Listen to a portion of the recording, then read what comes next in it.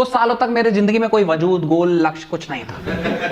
मैं बिल्कुल बर्बादी की राह पे बहुत दूर निकल चुका था। अगर किसी को बर्बाद होना मंजिल होता ना, तो मैं उनका रोल मॉडल होता, क्योंकि मेरा मानना था कि वक्त ने मुझे बर्बाद किया, मैं वक्त को बर्बाद करके रखता। मैं सोते सोते पलंग तोड़ता था पूरे दिन, कभी कभी मच्छर मार लेता था। रात में 4-4 बजे तक मच्छर मार रहा हूं। घर वाले कहते थे काम ही क्या है, ऑल आउट लगा के उसका पैसा बचा ले, मच्छर मार ले। घर वाले ऑल आउट की तरह इस्तेमाल करते थे, लेकिन मैं एक्सपर्ट हो गया था। एक भी मच्छर जिंदा नहीं छोड़ता था, चाहे किसी भी कोने में मैं दबोच लेता था। ऐसा टैलेंट निखर के आया ना कि समझ लो मुझे एक टोली ने रख लिया अपने साथ। कह रहे तू बजाता रहता है तो हमारे साथ बजा। फिर घर वालों की इज्जत की वजह से मैंने वो जॉब के लिए मना कर दिया। अच्छा खासा जॉब था। फिर मैंने कहा एक ही टैलेंट था जिसे लोगों ने पहचाना, घर वालों ने मना कर दिया और उनकी इज्जत की वजह से मुझे रहना पड़ा। तो अब तुम ही रोटी दो, मैं खाऊंगा सोऊंगा। मैं अच्छा खासा जिंदगी बिता रहा था। एक दिन घर वाले गुस्से में आए और उनको पता था कि पत्थर पे सर मारने से कुछ नहीं होने का, लेकिन फिर भी कोशिश की आखिरी बार। उन्होंने कहा कि तुझे पता है सचिन तेंदुलकर 16 साल की उम्र में इंटरनेशनल क्रिकेट खेल गया था। मैंने कहा मुझे आपने बैट ही नहीं दिलाया। कहते हैं लॉजिक समझ, मैं तुझे मोटिवेट कर रहा हूं बेटा, कुछ करना पड़ता है जीवन में, आगे बढ़ो, कुछ सीखो, करो। मैंने कहा आपने सपोर्ट नहीं किया। फिर वो इमोशनल हो गया और दिल से चाहते थे कि मैं जिंदगी में कुछ कर लूं। कहने लगे कि ठीक है तू जो कहता है हम वो करेंगे तेरे लिए, जा राहुल जा, जी ले अपनी जिंदगी। तू उड़ना चाहता है उड़ जा, तू भागना चाहता है भाग जा, तू गिरना चाहता है गिर जा, बस रुकना मत। मेरी गांड फट गई, क्योंकि मेरा सपना यही था कि कल तक मैं अगर कामयाब नहीं हुआ तो अपने बच्चों को बताऊंगा कि मेरे माँ बाप, मेरे पेरेंट्स, मेरे घर वालों ने मुझे सपोर्ट नहीं किया। ये मेरा वो रीजन भी छीन रहे हैं। क्योंकि मैंने दिल से तो मान लिया था ना कि जब तक मिल रहा है खाने को क्यों जाए कमाने को यार। माँ बाप भी तो है यार, माँ बाप की बातों का क्या बुरा मानना। हमेशा बोलते थे कि जिंदा लाश है, ये है, वो है, नाग है, हमें डस लेगा। मैंने कहा ठीक है यार, अब इनकी बातों का बुरा मान के कमाने निकल जाओ, अपनी जिंदगी के लौड़े लगा दो। मिलेगा क्या मुझे?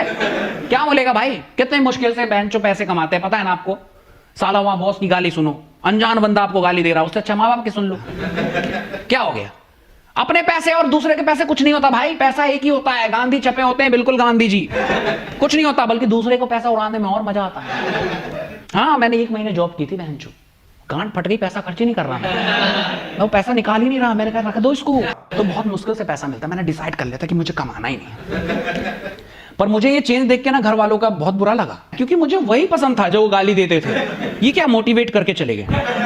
हाँ, तो वो कहने लगे कि ठीक है सामने बात करते हैं, तूने कुछ जीवन में सोचा होगा, कुछ करने की चाहत होगी, तो बताइयो, मैं हेल्प करूंगा। मैंने कुछ सोचा ही नहीं था। मैं तो ये सोच रहा था कि आराम से जिंदगी कट जाएगी, जब तक पैसा आ रहा है जल्दी शादी कर लूंगा, बच्चे हो जाएंगे, पापा के पैसे में मेरे बच्चे पल जाएंगे, फिर बच्चे के पैसे से बाकी जिंदगी पल जाएगी, है ना। मैंने कहा ठीक है, अपनी जिंदगी तो फिक्स थी, मतलब फ्यूचर गोल यही था अपना, एकदम सटासट जिंदगी मौज में। ये क्या सस्पेंस कर दिया, मेरे भैंचो गांड फट गई। मैं अपने दोस्त के पास गया सजेशन लेने की, तू जिंदगी में क्या करना चाहता है? वो अलग दुखी, कह रहा मैं इन कुत्तों को मार देना चाहता हूं। मैंने कहा कुत्ता कहां से आ गया बीच में? जिंदगी एम लक्ष्य। कह रहा पहले इनको मार दूंगा फिर कुछ करूंगा। मैं क्यों, क्या हो गया? कह रहा भूसड़ी का फिर काट लिया। लव बाइट की उम्र में ये डॉग बाइट करके जा रहे हैं।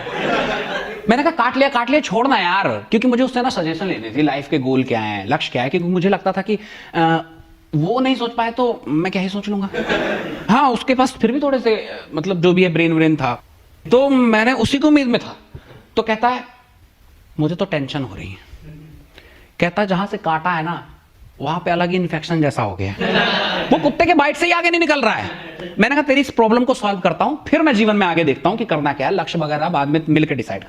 मैंने कहा अब तू चाहता क्या है? कहता कुत्ता काटने से हर साल 20,000 लोग मर जाते हैं, मुझे तो अपनी जान की बहुत चिंता हो रही है। तो मैंने कहा क्यों? कहता उसने मुझे काटा है ना, अगर उसे किसी ने मार दिया तो मैं मर जाऊंगा। डॉक्टर ने कहा है कुत्ते की देखरेख कर। मैं तो कहता मेरा साथ देगा ना तू? जो जीवन का लक्ष्य पता करने गया था कि जिंदगी में करना क्या है, ये मुझे कह रहा है ये जंगली कुत्ते को बस दिन रात सेवा करो। उसके लिए टाइम से चिकन लेके आ रहे हैं, दूध ब्रेड खिला रहे हैं, हाँ बच्चे से ज्यादा प्यार कर रहे हैं, खुद भूखे हैं, उसके मुंह में निवाला डाल रहे हैं कि मर ना जाए। जितना खिलाया ना उसे, ओवर ईटिंग से मर जाता वो। दिन रात खिला रहे भाई, उसका घर वर तैयार कर दिया हमने। और तब समझ में आया कि ये कुत्ते ना जानबूझ के काटते हैं। इनको पता होता है कि सालों को काटूंगा ना और इज्जत देंगे, मार तो सकते ही नहीं है। तो जिस समय में अपने करियर की चिंता करनी थी, उस कुत्ते की चिंता कर रहे हैं। फिर मुझे रियलाइज है कि मैं क्यों चिंता कर रहा हूं यार, मैं बड़ा चूतिया हूं, मैं नहीं सोच सकता क्या अपनी जिंदगी के बारे में। मैंने कहा तू इसी में फंसा रहा है, मैं अपनी जिंदगी खुद देख लूंगा। मैं सामने आया, मैंने घर वालों को बताया कि पापा कोई लोड नहीं है, पहले 2-3 साल मैं जॉब करूंगा, अपने दम पे पैसा बनाऊंगा और फिर मैं कुछ बिजनेस करूंगा। खुश हो गए, कह रहे प्राउड ऑफ यू। फिर अगले दिन मैं बढ़िया से फॉर्मल वॉर्मल कपड़े पहन के, ऑफिशियल शूज वगैरह, एकदम अलग ही रूप। ये रूप मैंने खुद को भी नहीं देखा था, मैंने आईने में देखा, मैंने गाली दी अपने आप। हाँ, मैंने इतना चूतिया।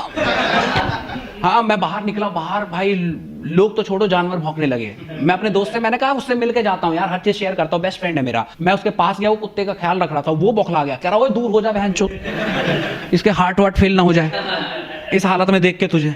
ठीक है चलता हूँ। फिर मैंने कहा चल कोई नहीं, मैं तो बस बताने आया था, चलता हूँ मैं इंटरव्यू देने। तो मैं पहली बार इंटरव्यू देने जा रहा था और पूरा मतलब दिमाग में चल रहा था कि क्या क्या सवाल होंगे, कैसे कैसे पूछेंगे। और टेल मी अबाउट योरसेल्फ, ये तो नॉर्मल क्वेश्चन है जिस पे प्रिपरेशन फिर भी कर रहा था मैं, क्योंकि नर्वस था यार, घर जाके बताना है, क्योंकि पहली बार तो भरोसा दिखाया था उनने। तो मैंने कहा इस बार निराश नहीं करूंगा। मैं अपने दोस्त के साथ गया, एक और फ्रेंड को ले लिया जो वो भी जिंदगी में बस बर्बाद था। मैंने कहा तू भी चल ले यार दोस्त। हम दोनों गए अच्छे खासे इंटरव्यू के लिए, वहां पहुंच गए और हम दोनों का इंटरव्यू एक साथ लिया उसने। पर उसने ऐसा कुछ पूछा ही नहीं। हाँ, वो कहते ये पेन है, बेच के दिखाऊं।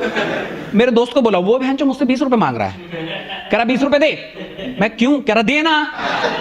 मैंने दे दिए, कह रहा ये पेन रख ले। और एचआर को 20 रुपए दे दिए, कह रहा बेच दिया। एचआर कह रहा ऐसे बेचोगे तुम है, ये है ऐसे प्रोडक्ट बेचोगे? कह रहा बिक तो गया ना, आपको पैसे मिल गए।